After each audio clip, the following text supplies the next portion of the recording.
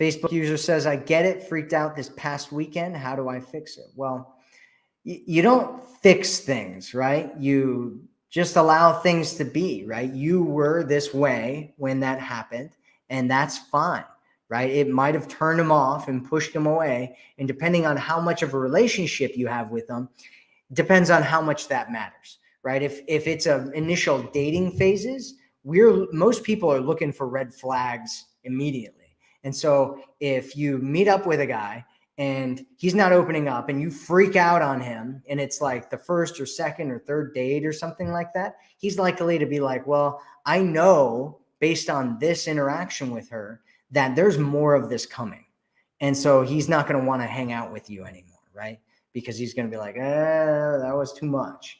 And so a lot of times, I mean, with some guys that works, right? If they're like really low self-esteem, you freak out on them. They're like, no, baby, I'll try to fix things and I'll be better, and that's what guys do if they feel like they're not, really strong. But if he's just like a normal guy and he's like got a decent, healthy self-esteem and you freak out on him about something that's like not something that you should freak out on him about, he's probably going to look at that as a giant red flag, right? But if you're in a relationship and you do it, you usually have more kind of wiggle room, and you don't want to come back and be like, oh, I'm so sorry for doing that, right? You might just be like, wow, I was the other day, I was just like really taken over by my emotions. So this is something that I call going meta, which I actually talk about a lot in the Forever Man program, where you just basically go like, hey, the other day I was like really kind of freaking out. And I think I let my emotions kind of get a hold of me, in control of me. And,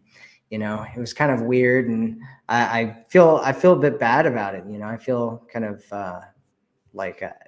it was kind of embarrassing, a little bit embarrassing for me, right? Which is opening up and getting vulnerable and talking about it instead of living through it. You're talking about it, right?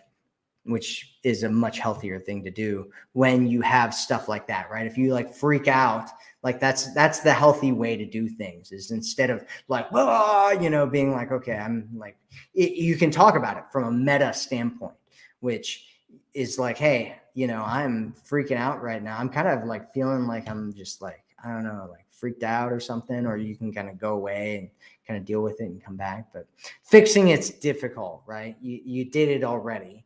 And so it's okay, right? That's what happened. And you're going to have to connect with him at some point, and either he's going to want to talk to you or he's not. And if he's not, then, and it's like a really kind of early period of time, there's a good reason why he's not. And what you want to do is think about it for the future as a learning experience so that you can connect better with men in the future, or him if he decides that he wants to come back and give you another chance.